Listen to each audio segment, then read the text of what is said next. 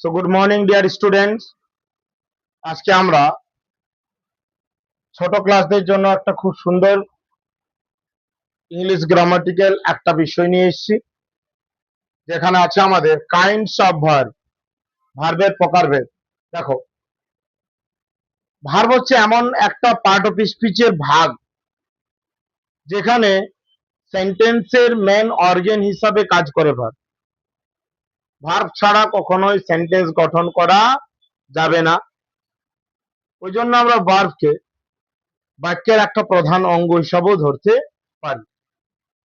তাহলে এখানে আমরা প্রথম পড়ব যে ভার্বটা কি জিনিস। আসলে ভার্ব হলো এমনই একটি শব্দ যার দ্বারা কোনো কাজ করা বোঝায়, যেটার দ্বারা কোনো কাজ করা বোঝায় আর কি।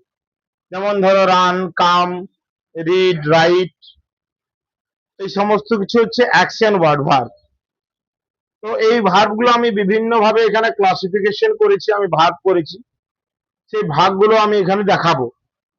এক নম্বর যেমন আছে আমাদের অ্যাকশন ভার্ব, 2 নম্বর আছে আমাদের state verb, 3 number transitive verb, 4 number intransitive verb, 5 number auxiliary বা হেল্পিং ভার্ব, 6 নম্বর আছে আমাদের মডেল ভার্ব, 7 নম্বর আছে linking verb, 8 number finite verb, 9 number আছে আমাদের non finite verb, 10 number types of non finite verb, নিচে regular, irregular verb. আর তারপরে আমাদের আছে কিছু টেবিল অনুযায়ী সাজানো রয়েছে। হ্যাঁ, এগুলো আমি নোটস আর কি তৈরি করেছি। দেখো, বিষয়টি হচ্ছে আমরা প্রথম অ্যাকশন ভার্ব জানবো। অ্যাকশন ভার্ব হচ্ছে কর্মবাচক ক্রিয়া। কর্মবাচক ক্রিয়া বা অ্যাকশন ভার্ব কাকে বলে? যে ক্রিয়া দ্বারা কোনো কাজ করা বোঝায় তাকে অ্যাকশন ভার্ব বলে আমরা সবাই জানি। যে ক্রিয়া দ্বারা কোনো কাজ করা বোঝায় তাকে বলা হয় action verb. For example, Rahul writes a letter. এখানে রাইটস হচ্ছে একটা অ্যাকশন ভার্ব। রাহুল একটা চিঠি লিখে, তাহলে কাজ করা কোনটাতে বোঝাচ্ছে? রাইটস মানে লেখাটাতে। 2 নম্বর আছে মিনা সিংস বিউটিফুলি। মিনা খুব ভালো গান করে, তাহলে খুব সুন্দর গান করে মিনা। মিনার অ্যাকশন ভার্ব কোনটা? সিং মানে গান করা। তারপরে I think about my future. আমি আমার ভবিষ্যৎ নিয়ে ভাবি। ভাবা, আয়ের অ্যাকশন ভার্ব হচ্ছে থিঙ্ক, বাবা। এরকম ভাবে আমাদের অ্যাকশন ভার্ব, অর্থাৎ সিম্পলি আমরা বলতে পারি অ্যাকশন ভার্ব দিয়ে যে কোনো কাজ করাকে বোঝায়। অর্থাৎ নর্মালি আমরা যদি কোনো ক্রিয়াকে লিখি সেটা আমরা অ্যাকশন ভার্ব হিসাবে ধরতে পারি। 2 নম্বর হচ্ছে স্টেট ভার্ব। স্টেট ভার্ব কোনটা? যেটা আমাদের অবস্থাকে বোঝায়, অবস্থাবাচক ক্রিয়া। তাহলে যে ভার্বের দ্বারা কোনো অবস্থা, অনুভূতি বা মালিকানাকে বোঝায় তাকে স্টেটিভ বা স্টেট ভার্ব বলা হয়। যেমন ধরো, হি নোজ দ্য অ্যান্সার। সে উত্তরটা জানে।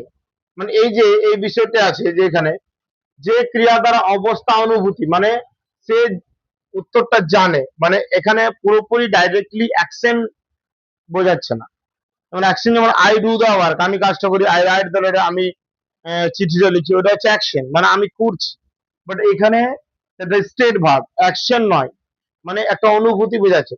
মানে সে অ্যান্সারটা জানে, সে উত্তরটা জানে, বাট উত্তরটা বলেনি। এবার এখানে কোনো অ্যাকশন ক্রিয়েট হচ্ছে না, কিন্তু ক্রিয়া হচ্ছে নোজ, মানে তার এটা জানা আছে, মানে এটা তার একটা অনুভূতি বা অবস্থাকে বোঝাতে হচ্ছে। আই লাভ মাই প্যারেন্টস, আমি আমার প্যারেন্টস কে ভালোবাসি। This is not the directly action. এটা কিন্তু ডাইরেক্টলি অ্যাকশন ভার্ব বলা চলে না। এটা আমাদের অ্যাফেকশন, অবস্থাকে বোঝায়। হ্যাঁ, অনুভূতিকে বোঝায়। They belong to this club, তারা এই ক্লাবেরই সদস্য, মানে এই ক্লাবেই থাকে। বিলং, এটা কিন্তু কাজ নয়, কিন্তু অ্যাকশন ভার্ব নয়, কিন্তু ভার্ব। বাট কি ভার্বের মধ্যে পড়ছে? State verb. এটা একটা অবস্থাকে আর কি বোঝাচ্ছে। নেক্সট হচ্ছে ট্রান্সিটিভ ভার্ব। ট্রান্সিটিভ ভার্ব কাকে বলে? যে ভার্বের পরে সাধারণত অবজেক্ট বা কর্ম থাকে তাকে ট্রান্সিটিভ ভার্ব বলে। অর্থাৎ আমরা এক কথায় বলতে পারি ট্রান্সিটিভ ভার্ব হচ্ছে এমন একটা ভার্ব, যখনই তুমি ভার্বটাকে কি বা কাকে দিয়ে প্রশ্ন করবে, কি অথবা কাকে দিয়ে যখন প্রশ্ন করবে, তখন ভার্বটার মধ্য দিয়ে আমরা একটা উত্তর পাবো, কি দিয়ে প্রশ্ন করলে উত্তর পাবো, কাকে দিয়ে প্রশ্ন করলে উত্তর পাবো, তখন সেটাকে আমরা কি বলবো, ট্রান্সিটিভ ভার্ব বলবো।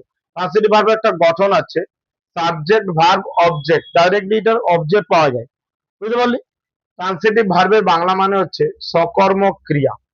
হ্যাঁ, সকর্ম কথা হচ্ছে কর্ম সহিত, অর্থাৎ যে ক্রিয়া কর্মকে সঙ্গে করে থাকে তাকে আমাদের ট্রান্সিটিভ ভার্ব বলা হয়। যেমন ইংলিশে হি কিকড দ্য বল, সে বলটাকে কিক করেছিল। তাহলে কি কিক করেছিল, বলটা, কি দিয়ে প্রশ্ন করলো, আমরা বলটা পেয়ে গেলাম। আই রিড আ বুক, আমি একটি বই পড়ি, আমি কি পড়ি, একটি বই পড়ি, কি দিয়ে প্রশ্ন করলাম, আমি উত্তর পেয়ে গেলাম, তাহলে transitive verb. Next student, next আমাদের কি হচ্ছে, নেক্সট হচ্ছে আমাদের ইনট্রান্সিটিভ ভার্ব, মানে অকর্মক ক্রিয়া। সকর্ম মানে কর্মের সহিত, অকর্ম কথার অর্থ হচ্ছে কর্ম ছাড়া, যেখানে কর্ম থাকে না, অর্থাৎ যে ক্রিয়ার পরে কোন রকম অবজেক্ট বা কর্ম থাকে না তাকে ইনট্রান্সিটিভ ভার্ব বলে। অর্থাৎ আমরা এক কথায় বলতে পারি লজিক্যালি, কি বা কাকে দিয়ে প্রশ্ন করলেও আমরা কোন রকম উত্তর যখন পাবো না তখন আমরা তাকে ইনট্রান্সিটিভ ভার্ব বলবো। যেমন আমাদের for example, the boy cried, বই, ছেলেটি কাঁদছে, ছেলেটি কাঁদছে, তারপর দেখ সেই ছেলেটি কেঁদেছিল, the boy cried, the baby cried, boy cried, বেবিটি কেঁদেছিল আর কি। আহ, তো এখানে দেখো কেঁদেছিল আছে, তারপরে যে অবজেক্টটা, অবজেক্ট কিন্তু নাই, সাধারণত এই ভার্বগুলোর পর অবজেক্ট বসেই না। বার্ডস ফ্লাই, আমরা বলি birds fly in the sky, bird, birds fly in the sky, পাখিরা আকাশে ওড়ে, ইন দ্য স্কাই এটা কিন্তু অবজেক্ট নয়, এটা কি অবজেক্ট সাধারণত নয়। Birds fly in the sky এটা অবজেক্ট নয়, তাহলে কি হবে এটা, এটা আমাদের ইনট্রান্সিটিভ ভার্ব হবে। কি হবে এটা, ইনট্রান্সিটিভ। ফ্লাই এর পরে অর্থাৎ ক্রিয়ার পরে কোন রকম অবজেক্ট যদি না থাকে তাহলে সেটাকে আমরা ইনট্রান্সিটিভ ভার্ব বলতে পারি। ঠিক আছে, ক্লিয়ার। নেক্সট, অক্সিলারি বা হেল্পিং ভার্ব, যেটাকে আমরা সাহায্যকারী ক্রিয়া বা সহায়ক ক্রিয়া হিসাবে ধরতে পারি। যে ক্রিয়া কি করে, মূল ক্রিয়াকে সাহায্য করে তাকে অক্সিলারি বা হেল্পিং ভার্ব বলা হয়, মূল ক্রিয়াকে সাহায্য করবে। যেমন আমাদের হেল্পিং ভার্ব গুলো হচ্ছে সাধারণত সবাই জানি, হেল্পিং ভার্ব গুলো আমরা টেন্সে পাবো, আরো হেল্পিং ভার্বের মেন ভূমিকা আমরা টেন্সে পাবো, এরপরেই যে যখন টেন্স পড়বো আমরা। দেখো, am is are was were have has had do does did shall will, এগুলো সব হচ্ছে আমাদের হেল্পিং ভার্ব। এরা কি করে, এরা ভার্বকে সাহায্য করে এবং ভার্বের একটা ফরম্যাট তৈরি করে, ভার্বের একটা গঠন তৈরি করতে সাহায্য করে। যেমন ধরো am is, am এর am বসালে, ইজ বসালে, আর বসালে ভার্বের একটা নির্দিষ্ট গঠন আছে, was এর একটা নির্দিষ্ট গঠন আছে, হ্যাভ হ্যাজ পরে একটা নির্দিষ্ট গঠন আছে। অর্থাৎ ভার্বের যে তিনটা ফর্ম আছে, verb one, verb two, verb three, ওটাতে হেল্পিং ভার্বের ভূমিকা থাকে। ভার্বের সাথে যখন আমরা আইএনজি যোগ করি তখনও আমাদের হেল্পিং ভার্বের ভূমিকা থাকে। সো হেল্পিং ভার্ব কিন্তু অনেকটাই ইম্পর্টেন্ট কি করার জন্য, আমাদের মেন ভার্বকে তার গঠনগত একটা রূপ দেওয়ার জন্য। Understand.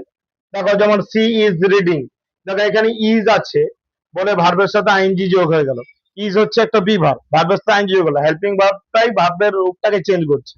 Next, they have finished the work, have আছে ভার্বের 3 নম্বর হয়ে গেল, হ্যাভ এস থাকলে ভার্বের 3 নম্বর হয়। এখান থেকে ইজ এম আর বোঝালে ভার্বের আইএনজি, তো হ্যাভ এস থাকলে ভার্বের 3 নম্বর। অর্থাৎ এই হেল্পিং ভার্ব গুলো ভার্বটার ফরম্যাটটাকে তৈরি করেছে। ক্লিয়ার। Next, modal verb. দেখো মডেল ভার্ব কি, যে ক্রিয়া সামর্থ্য, অনুমতি, সম্ভাবনা, বাধ্যতা ইত্যাদিকে বোঝায় তাকে মডেল ভার্ব বলে।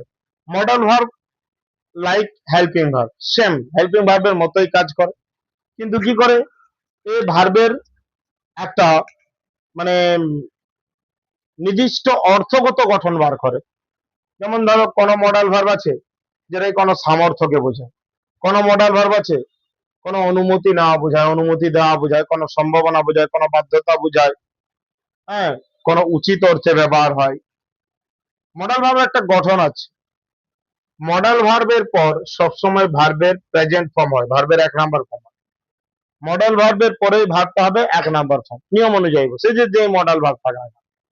তো কিছু মডেল ভার্ব এখানে এক্সাম্পল আমি দিয়ে দিয়েছি, যেমন ক্যান, কুড, মে, মাইট, শাল, শুড, উইল, উড, মাস্ট, এগুলো। যেমন আমরা এখানে আছে ইউ ক্যান সুইম, তুমি সাঁতার কাটতে পারো, তা এবিলিটি সম্ভাবনা, এবিলিটি বোঝাচ্ছে। সম্ভাবনা বলছি, সরি, অ্যাবিলিটি বোঝাচ্ছে, সামর্থ্য বোঝাচ্ছে, যে তুমি সাঁতার কাটতে পারো, you can swim. You must obey your teacher, হ্যাঁ, এটা তোমার একটা কর্তব্য বা বাধ্যতামূলক একটা কর্তব্যকে বোঝায়, যে তোমার শিক্ষকদের মান্য করা উচিত, এটা বাধ্যতামূলক কর্তব্য। You must obey your teacher, parents, এইগুলো। হ্যাঁ, নেক্সট হচ্ছে আমাদের লিঙ্কিং ভার্ব। এই লিঙ্কিং ভার্ব হচ্ছে সংযোজক ক্রিয়া, যে ক্রিয়া সাবজেক্টের সঙ্গে তার গুণ বা অবস্থা যুক্ত করে তাকে বলে লিঙ্কিং ভার্ব। সাবজেক্টের সঙ্গে তার গুণ বা অবস্থাকে যুক্ত করে তাকে বলে লিঙ্কিং ভার্ব। যেমন আমাদের am is are, become, seem, look, feel, smell, taste, sound, এগুলো হচ্ছে সব লিঙ্কিং ভার্ব। এগুলোর আসল কাজ কি? যেমন ধরো, এ কি করবে, ভার্বের সঙ্গে তার নিজেদের গুণ বা অবস্থাটাকে যুক্ত করবে। যেমন ধরো, যেমন সি ইজ বিউটিফুল, সে হয় সুন্দর। তাহলে এই যে সাবজেক্ট, সাবজেক্টটা কেমন, সাবজেক্টের সঙ্গে একটা অ্যাডজেক্টিভ আছে বিউটিফুল, তাহলে সে হয় সুন্দর। এই যে সুন্দর কথাটা আছে, সেই সুন্দরকে আরো বেশি বোঝানোর জন্য, মানে সে হয় সুন্দর, মানে সি বিউটিফুল করলে তো ভুল হয়ে যায়, ওই জন্য একটা পার্টিকুলার ভার্ব এখানে লেগে যেটা যে ইজ, সি ইজ বিউটিফুল। এখানে একটা সাধারণত গুণকে বোঝা যাচ্ছে, সি ইজ বিউটিফুল, তাহলে 10 গুণ অবস্থা বোঝায়। এগুলো সাধারণত অ্যাডজেক্টিভের ক্ষেত্রেই এই ভার্বগুলো বসে, সাবজেক্ট, ভার্ব, তারপরে অ্যাডজেক্টিভ। অ্যাডজেক্টিভ কে কোয়ালিফাই করার জন্যই এই ভার্বটা, ওই জন্য একে লিঙ্কিং ভার্ব বলা হয়। যেমন দেখো, দ্য স্যুপ স্মেলস গুড, ভালো, মানে স্যুপটা ভালো গন্ধ করছে, ঝোলটা ভালো গন্ধ করে। তো এই যে ঝোলটা ভালো গন্ধ করে, স্মেলস, এই স্মেল ওয়ার্ডটা কি, কোন অ্যাডজেক্টিভের আগেটাই বসেছে, মানে সাধারণত এগুলো অ্যাডজেক্টিভের আগেই বসে এগুলো। আর নাউন আর অ্যাডজেক্টিভের মধ্যে বা সাবজেক্ট আর অ্যাডজেক্টিভের মধ্যে কি করে, মাঝটাতে একটা সমন্বয় সাধন, একটা সম্পর্ক তৈরি করে, সংযোজক রূপে কাজ করে, এই জন্য ওকে লিঙ্কিং ভার্ব বলা যায়। নেক্সট হচ্ছে আমাদের ফিনাইট ভার্ব। ফিনাইট ভার্ব কি, যে ভার্ব সাধারণত পুরুষ বচন কাল অনুযায়ী পরিবর্তিত হয় তাকে ফিনাইট ভার্ব বলে। পুরুষ বচন কাল অনুযায়ী সেটা কি হবে, পরিবর্তিত হবে, তাকে বলা হয় finite verb. According to me, যদি আমরা বলি যে সমস্ত রকম ভার্বের যে রুল, ধরো টেন্সের রুল, অর্থাৎ যে ভার্ব পুরোপুরি টেন্সকে ফলো করে চলে, তাকে বলে আমাদের ফিনাইট ভার্ব। যেমন ধরো, হি প্লেজ ফুটবল, সে ফুটবল খেলে। হি বটে একটা subject, he third person singular number থাকার জন্য ভার্বের সাথে এস যোগ হয়েছে। এটা আমাদের কিসের রুল, প্রেজেন্ট ইনডিফিনাইট টেন্সের রুল। তাহলে কি কি করেছে, প্রেজেন্ট ইনডিফিনাইট টেন্সের সূত্রকে বা প্রেজেন্ট ইনডিফিনাইটের যে নিয়ম সেটাকে মেনে চলছে। ওই জন্য প্লেসটা হচ্ছে আমাদের কাছে একটা ফিনাইট ভার্ব। তারপরে দে প্লেড ফুটবল, তারা ফুটবল খেলেছিল। দেখো, তারা ফুটবল খেলেছিল, played past indefinite, past indefinite গঠন হচ্ছে ভার্বের 2 নাম্বার ফর্ম। দেখো, এই পাস্টের গঠনকে মেনে চলছে, ক্লিয়ার।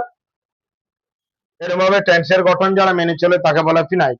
এবার নন ফিনাইট, যে সাধারণত ওই যে পুরুষ বচন ক্রিয়ার কাল অনুযায়ী পরিবর্তিত হয় না, অর্থাৎ টেন্সের গঠনকে যে মেনে চলে না, তাকে বলা হয় নন ফিনাইট ভার্ব। নন ফিনাইট ভার্ব আমাদের তিনটা, কি কি, ইনফিনিটিভ, জিরান্ড, পার্টিসিপল। ইনফিনিটিভ কেমন হয়, 2 + ভার্ব 1। যেমন দেখো, I am going to play, I am going to play, আমি খেলতে যাচ্ছি। দেখো, এটা হচ্ছে ইনফিনিটিভ, টু প্লে, টু হলো, আর টু এর পরে ভার্বের 1 নাম্বার ফর্ম। জিরান, যেমন ভার্ব প্লাস আইএনজি, ভার্বের সাথে আইএনজি যোগ হবে, কিন্তু কন্টিনিউয়াস নয়। যেমন দেখো, আমি একটা জিরানের উদাহরণ দিচ্ছি, playing is my hobby, playing is my hobby, playing হয় আমার হবি, আমার হবি কি, প্লেইং। দেখো, ভার্বের সাথে আইএনজি যোগ তো আছে, কিন্তু আগেটাতে কোনো নাউন, এই আগেটাতে কোনো বিভাগ, এমিজ আর ওয়াজ এর কিছু বসেনি, অর্থাৎ এ কোন রকম টেন্স কে ফলো করছে না। ওই জন্য একে আমরা কি বলি, নন ফিনাইট ভার্ব বলি। এটা নাউনের মতো কাজ করছে, এটাকে জিরান বলে। পার্টিসিপল, পার্টিসিপল ভার্বটা যখন অ্যাডজেক্টিভের ভূমিকা পালন করবে, যেমন দেখো আমাদের I so A running I so A running horse.